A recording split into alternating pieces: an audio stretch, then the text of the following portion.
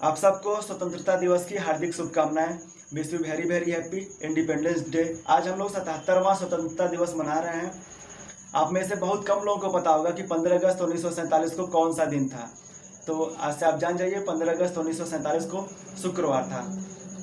और जिस दिन हम लोग 15 अगस्त को स्वतंत्रता दिवस मनाते हैं अपने देश का, उसी दिन दुनिया के 5 ऐसे देश हैं जो अपना अपना स्वतंत्रता दिवस मनाते हैं, जैसे उत्तर कोरिया, दक्षिण कोरिया, कांगो, बहरीन और लिechtenstein। लिechtenstein यूरोप महाद्वीप का एक देश है। अच्छा, आज़ादी क्या होता है? आज़ादी कभी आपने महसूस किया है? अभी आपको लग नहीं रहा होगा ना, उस टाइप से फील नहीं आ रहा होगा आज़ादी। लेकिन आज़ादी उस दिन महसूस हुआ था जब 15 अगस्त 1947 का सुबह था। उस दिन जब सारी दुनिया सो रही थी तो 12 बजे रात को अपना देश आज़ाद हुआ था। अच्छा, आज़ादी उस तोते से पूछिए जो वर्षों तक पिंजड़े में कैद रहता है, लेकिन अचानक जब वो पिंजड़े से बाहर आ जाता है, जो उसको महसूस होता है वो होती है आज़ादी। उस बीमार इंसान से पूछिए जो लंबे टाइम तक बीमार रहता है, लेकिन जब अचानक वो ठीक हो जाता है और जो अपने आप को रिलैक्स महसूस करता है, वो होता है आज़ादी। आज़ादी उस इंसान से पूछिए जो वर्षों तक विदेश में फंसा रहता है, लेकिन अचानक उसको अपने देश की सरजमी पे पैर रखने का मौका मिलता है और जो उसको महसूस होता है वो होती है आज़ादी। हमें भी जो आज़ादी मिली थी वो हज़ारों लाखों लोगों की शहादत के बाद और लंबे संघर्ष के बाद हमें आज़ादी मिली थी।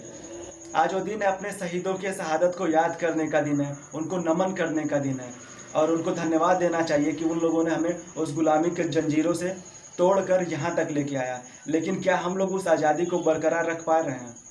क्या जो उन्होंने कुर्बानियाँ दी हैं हमारे शहीदों ने, क्या उसको हम लोग फ़ख्र कर पा रहे हैं, उस चीज़ को महसूस कर पा रहे हैं, या उसको हम आगे ले जा पा रहे हैं? अभी एक तरफ देखा जाए तो हमारे देश ने बहुत सारी तरक्की कर ली है। हम लोग अभी चाँद पे पहुँचने वाले हैं, परमाणु बम बना लिए हैं, वर्ल्ड की सबसे बड़ी सेनाओं में से हमारी सेना है। लेकिन दूसरी तरफ आप देखेंगे तो क्या हम लोग सचमुच आज़ाद हो पाए हैं? चाहे धार्मिक रूप से हो, राजनीतिक रूप से हो।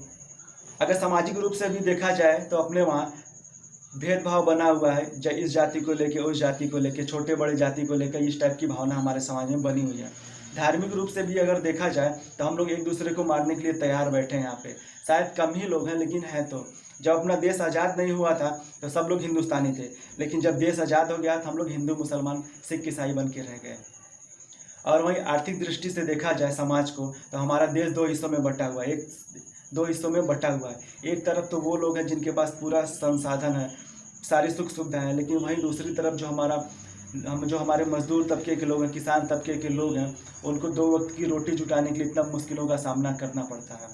और वहीं महिला सशक्तिकरण की बात कर लिया जाए तो हम देखेंगे कि महिलाओं के साथ उस तरह से सम्मान नहीं दे पा रहा है ये देश, या हम लोग नहीं दे पा रहे हैं। जैसे हाल ही जो मणिपुर की घटना हुई थी, इन सारी चीज़ों को देखा जाए तो हमें आज से प्रण करना है कि इस देश को शक्तिशाली बनाना है, सुपर पावर बनाना है। हमारे शहीदों ने जो जहाँ पे ला के छोड़ा था हमें, वहाँ से उसको और आगे लेके जाना है। इसके लिए आपको क्या करना है? इसके लिए आपको, अगर आप स्टूडेंट हैं तो आपको पढ़ाई करना पड़ेगा अच्छे से।